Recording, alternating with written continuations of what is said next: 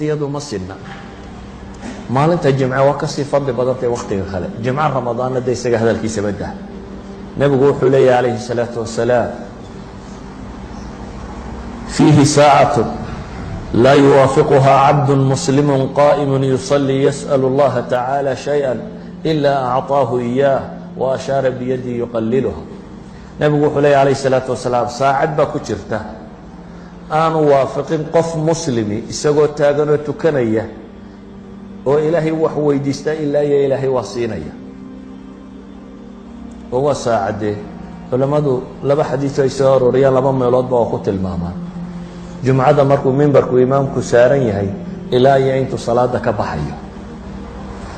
waxaa kaloo la tilmaamaa wakhtigan aynu hadda joogno jumcada casarka dabadii ilaa iyo ay ka dhacayso saacad ku jirta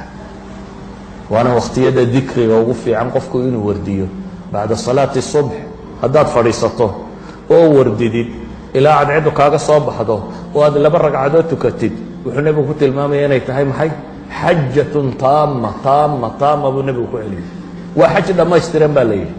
adoo hadda masaajidka iska fadhiyaad yeelatay xaj bacda alcasarna isna waa wakhtiga fadliga badan leh haddaad weliba casar jimce hadduu noqdo saacatulijaabahay culamadu sheegayeen baa ku jira